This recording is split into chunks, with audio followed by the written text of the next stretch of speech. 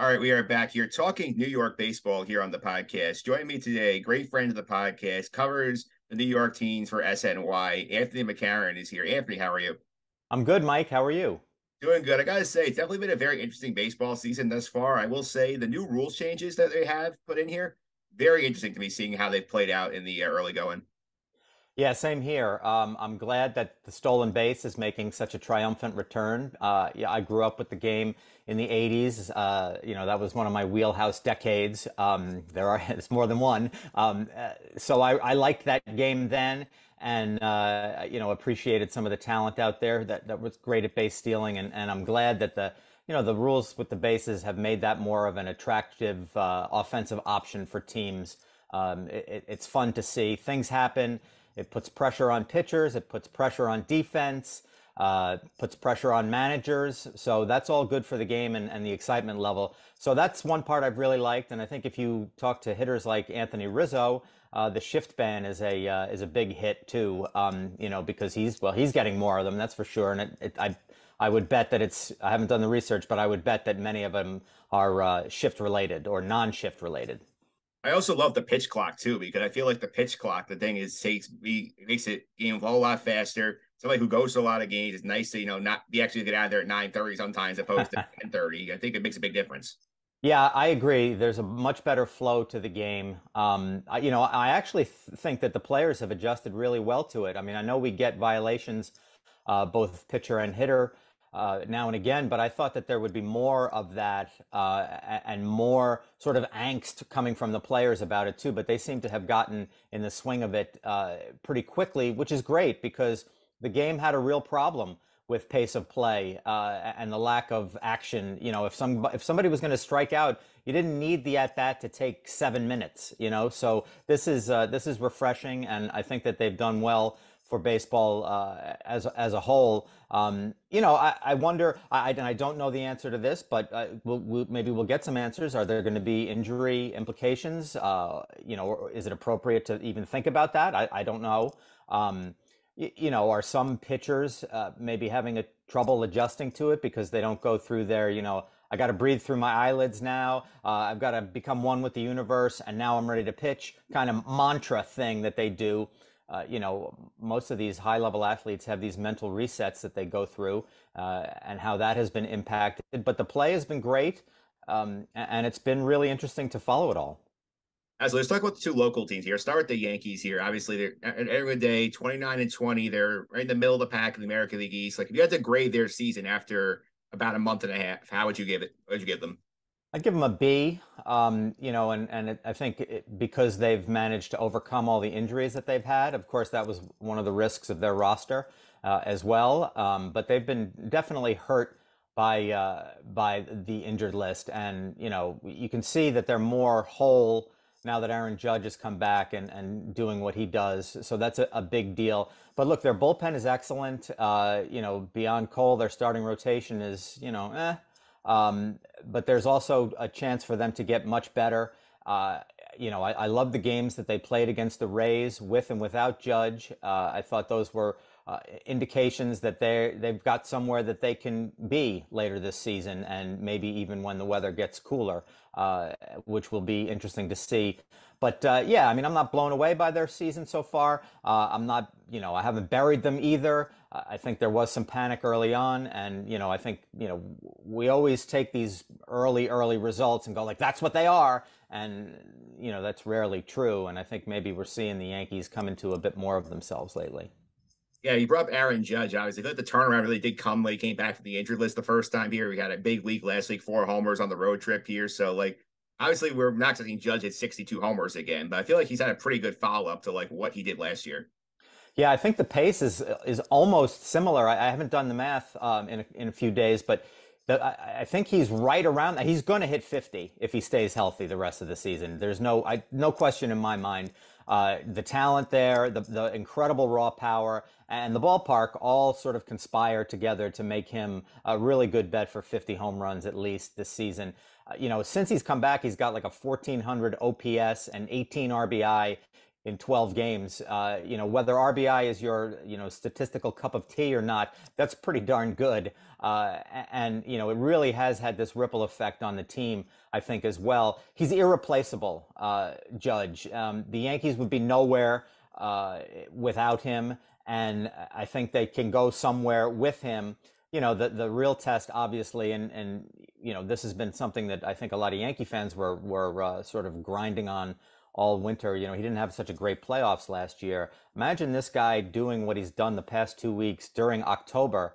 The Yankees could go far if that happens. Yes, for sure. I think they also need some help with the rest of the lineup here because you look at the situation here. Obviously, you mentioned the injuries with Giancarlo, Josh Donaldson, Trevino all on the IL with hamstrings. And they have a bunch of guys. I mean, it feels like the lineup sort of falls off a cliff after like 4 or 5 at times when you have like Jake Bauers, Lily Calhoun getting big at bats here. Like, apart from the injuries, I think you could see the Yankees doing to try and improve that lineup a little bit.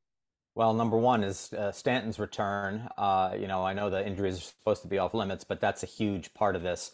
I don't know what it is beyond that because this is not really the trading season yet. So to think that they're going to go out and get some impact bat on the trade market right now, I don't really see it. I don't see Jason Dominguez, the prized prospect that everybody's in love with, the potential, and he could be a big time player. I think he's 20 years old or 21 years old. I'm not sure he's going to come up anytime soon to rescue the lineup or anything like that. So they're kind of in a bind a little bit right now offensively. They're actually scoring. They just moved up. I want to make sure I got the number right here. I wrote a bunch of stuff down, but they were below average in runs per game in baseball for a long time, and they've just pushed over. So they've got an officially above average offense. They're scoring 4.61 runs per game, and the average is 4.57. So I agree with you, Mike. The lineup does thin out quickly, and I think we're going to have to live with that for a while, and maybe hope that some of the hard contact that Anthony Volpe makes generates into more results than we've seen, more damage than we've seen. Although he has shown a lot of power home run wise, but he's obviously the batting average isn't great. But maybe there's more to come from him. Yeah, for sure. I think the other thing that you love, your Yankee fans, that Gerrit Cole is just an out of this world dominant here. I mean, apart from the one game against the Rays where he blew the lead in the end of the year, let's look at 2 runs or less in 9 starts. The Yankees are 8-2 and it starts at 2.01 ERA. He's already struck out 68 batters this year in 62 and 2/3 innings pitched here. You think this is a Cy Young caliber year for Gerrit Cole? So far, yes, absolutely. In fact, before that Rays start, he was probably the best starting pitcher in baseball, or at least in the top 2 or 3. And that speaks well of him. He's trimmed back. Home runs have been a problem for Gerrit Cole as a Yankee. He's trimmed that back this year.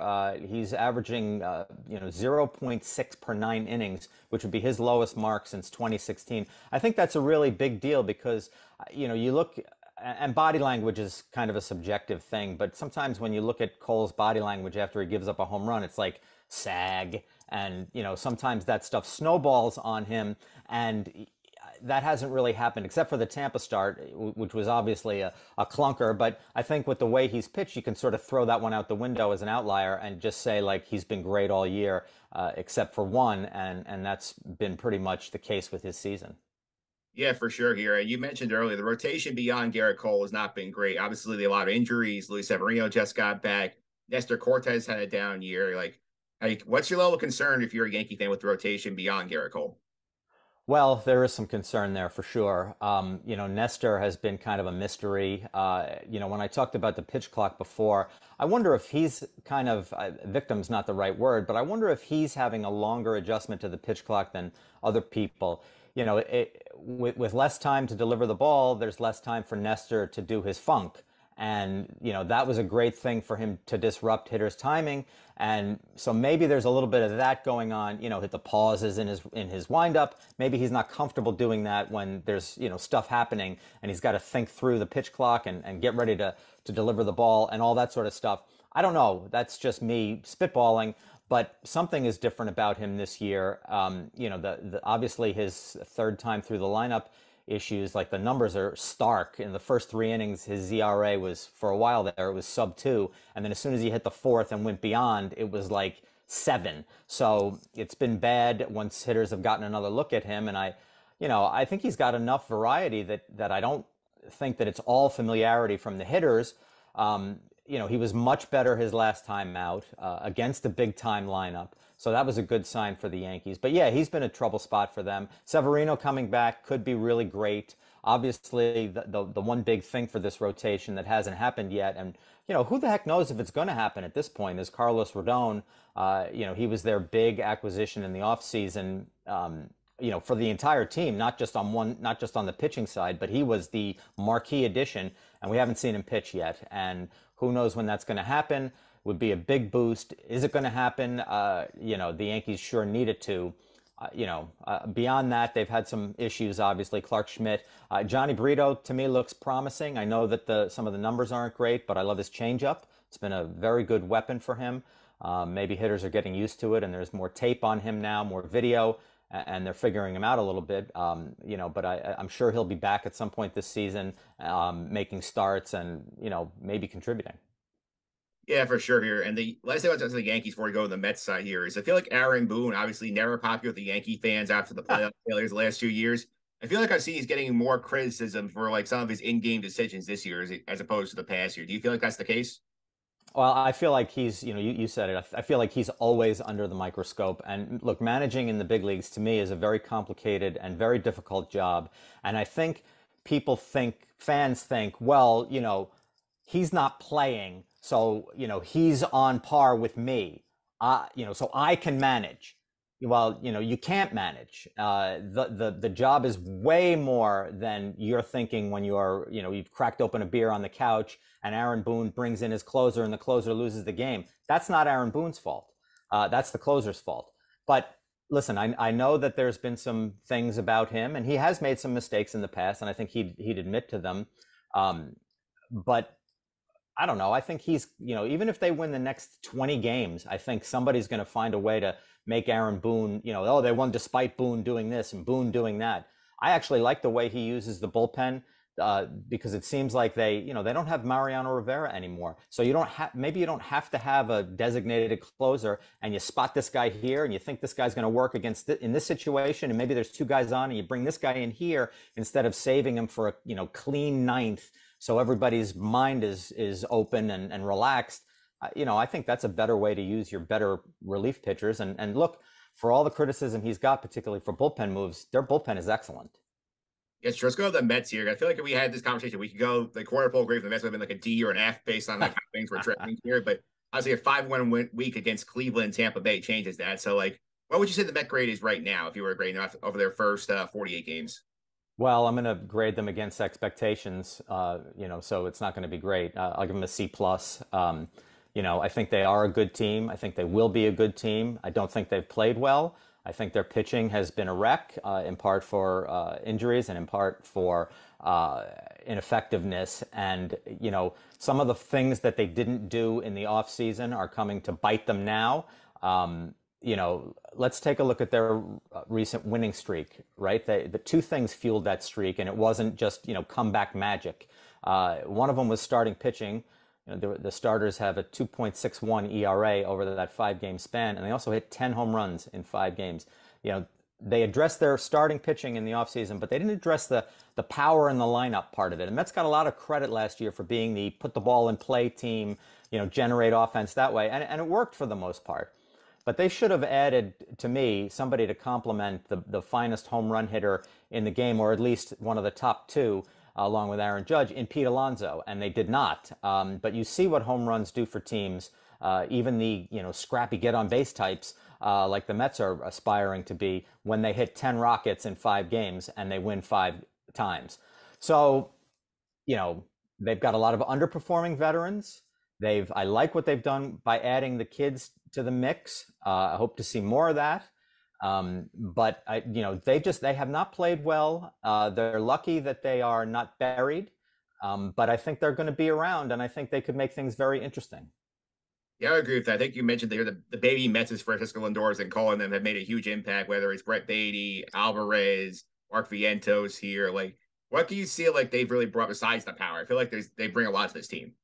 I think so too. First of all, there is much more energy around them. I feel like they were a little humdrum before these guys kind of came and added something to it. Brett Baty hits the ball harder than any player on the Mets. There's no reason he should be losing at bats to anyone. He should be the third baseman, even if freaking Randy Johnson is pitching against the Mets that day. I don't like the idea of sitting him against anyone, including tough lefties. Just let him play and generate hard contact. I think that's a great thing. Alvarez, I think, has been a surprise defensively. He's been better than advertised. I think he's been better than the Mets even thought he was going to be. He's still very young, I get it, but he has a little flair for the dramatic. He's hit some big home runs for them. He's definitely one of their better hitters already, along with Beatty.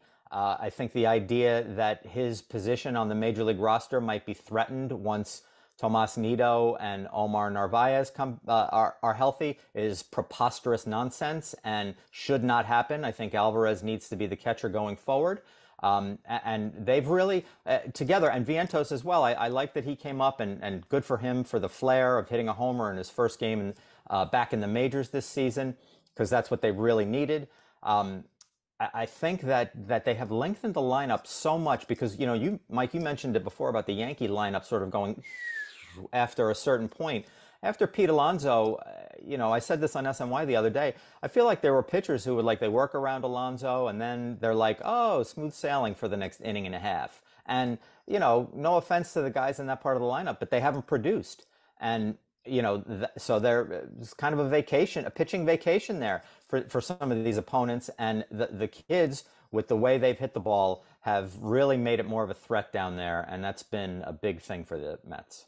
Yeah, I want to touch on two things you brought up here with that is number one, this idea that it feels like the Mets as an organization are very hesitant to commit to giving these guys like close to full-time roles or like the bats they need. I mean, what you said, Beatty sitting against lefties, Alvarez, they put it behind Nido for a long time until Nido got hurt. They had to play him. Vientos, homers, and he'll sit on the bench the next game here. Why do you think that is? Why do you think they're so hesitant to trust these kids to get these at-bats? I wish I knew the answer, Mike, but there is a disconnect here because all we've heard in the Steve Cohen ownership era is how we are going to create a player development monster and we're going to, just like the Dodgers, and generate roster spots out of our own system, and guys will have big roles and do great things, and we'll have the payroll too, so we can add what we need specifically, but, young players will drive us forward. And now they've got some of the better prospects around, really attractive players. And like you said, they're hesitant to give them full-time roles. I realize that sometimes these guys, and maybe Alvarez is one of them, are finishing up development in the major leagues. So that's why you're sort of hesitant to give them full exposure to everything on a day after day after day basis. I see that. But by the same token, it's incumbent upon them to play the best players. And those guys are the best players on the roster for those spots right now. I don't think it's close particularly either. So if you can't trade them to help yourself at the deadline, like you didn't last year when they clearly had a bullpen need, for instance, when they should have gotten David Robertson back then, if you can't trade them then, and you're going to hold on to them because player development and young players are so vital, then when they have a chance to be on the major league roster, they have to play, especially if they're performing. Yeah, and I think Alvarez is the lightning rod of that right now. I mean, we've heard debates the last few days. Obviously, Tomas Nido's out on rehab right now. Or Narvaez is going to be out soon. They brought Gary Sanchez up to see what they have in him. And we've heard the talking points. I mean, Buster Olney said on Sunday Night Baseball, but the Mets are thinking about this. Andy Marti on Baseball Night in New York has said this multiple times a week. And Terry Collins last night, I know, said on the program, he's like, hey, the best players need to play. So, why do you feel like this is this thing I just don't understand with them? It's this should not be a consideration where the guy has improved defensively. He's hit a lot of great pitching. He's had clutch at bats here. The team loves his energy. I don't get why sending him down for roster flexibility makes sense. It doesn't. He is in a bind because, the way the front office, not just their front office, but all front offices think, options mean flexibility. Flexibility is great if you're the front office because then you get to make your decisions, right? And your choices and your moves. The idea that Gary Sanchez could stand in the way of Francisco Alvarez being in the major leagues is just so absurd. It's almost not even worth addressing, but the Mets seem hell bent on, I don't know, keeping Sanchez if they can possibly do it. And I understand that he's, he's an attractive power bat. And last year, despite the results not being great in Minnesota, and the Twins didn't want him back, and he's already been in the Giants organization this year, and is out, and now with the Mets. Sanchez hit the ball really hard last year. All the metrics say didn't translate into Bafo results though, and so what are you really doing here? You're hoping that Gary Sanchez has a decent bounce back, as opposed to you're exchanging blocking, probably your best prospect, and by many accounts the best catching prospect in baseball, who's already proven he can play at the major league level. You're blocking him because of that. I just don't. It just makes no sense. It does. I feel like the fans also revolt if you see Alvarez head down here when Nino is ready. I feel like the way they're probably going to do is just stretch those rehab clocks out as long as they can, hope it sorts itself out. Right, exactly. I mean, the fans getting wound up about it, I understand. I feel you, fans, on this one. I mean, that's not gonna. I don't think that's gonna impact the Mets' decision making on it. But I think Alvarez, if he goes out and hits 5 home runs this week, that will probably affect it more than anything. So, Francisco, you're on the clock. That's for sure here. And talk about, obviously you mentioned the kids, talk about the pitching here too. And obviously the Mets had not gotten what they hoped for out of Max Scherzer and Justin Verlander this season. Verlander was hurt. Scherzer had to suspension, a bunch of stops and starts at his schedule here. They both delivered strong performance in the doubleheader on Sunday here. How do you think the Mets can get the most out of them going forward here in order to get where they want to go? Yeah, that doubleheader on Sunday was certainly an example of what peak Max and Verlander can bring to the Mets, and they need that badly for the rest of the season. I think it's funny because they're older, so do you think lessen their workload, 5 and fly, six and you're done kind of thing, or do you let Verlander, he gave him 8 on Sunday night? It was great. It was the boost that they needed. There's a lot going on there. I mean, I feel like dealing with those two guys is whatever they think they can do is what the Mets should do, because they know themselves better than anyone. And they've done it at a high level across different clubs for a long, long time at a peak that, hardly any other person who ever lived reached. So I think their expertise is key on guiding this. And, I mean, I know there was a lot of debate when Max was having his injury issues and he kept getting bumped, and people were like, well, just put him on the injured list. And I even thought about that as well. Just, give him a reset and let him heal. But he's Max Scherzer and he knows what he's doing. He's not trying to get hurt. And, I know there's a concept of protecting the player from himself, but I mean, these guys are almost, they are 40 or almost 40. I think they know what they're doing. So hopefully the Mets will take their lead from them. Yeah, I wouldn't envy Buck Showalter on this spot in terms of trying to manage that rotation with those two guys, and the Kodai Senga angle where they don't want him to pitch on 40, on normal rest as long as Right. possible. Accolade over Japan is not easy.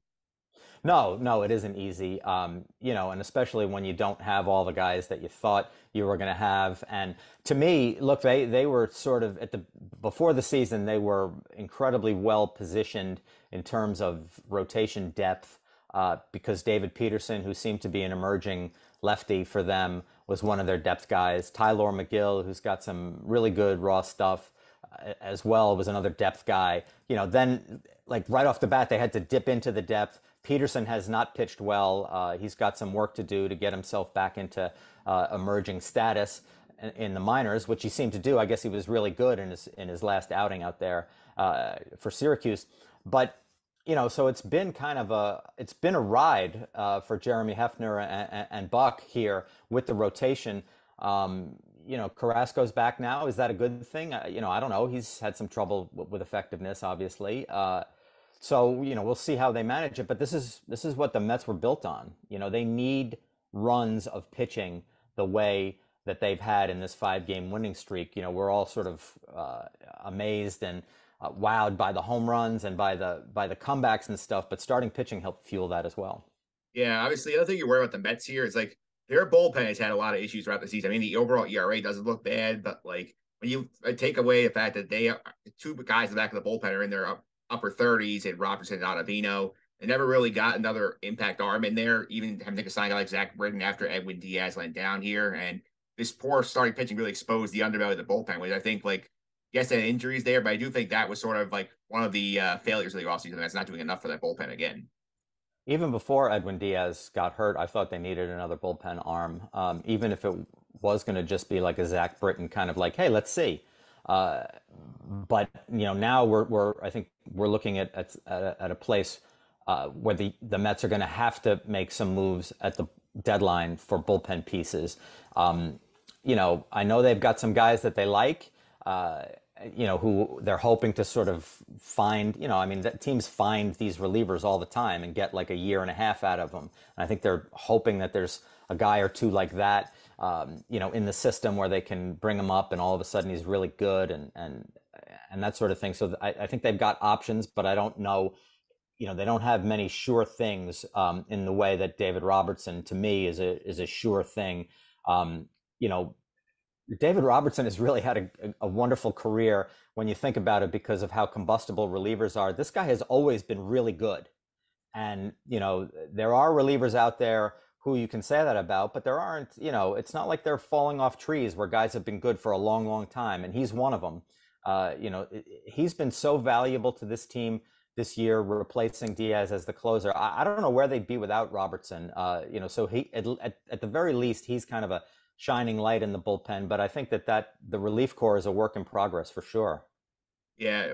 Oh, obviously, one more thing with the Mets here. You mentioned before the underachieving veterans in terms of like why the kids need to come up here. Like, whether it's Starling Marte stepping back after a great year one, Mark Canna having a down year, Daniel Vogelback like walking and not doing much else. So, like, what do you think is in the issue with some of these guys? And what are Escobar even there? Well, we can see it his job to Brett Beatty early on.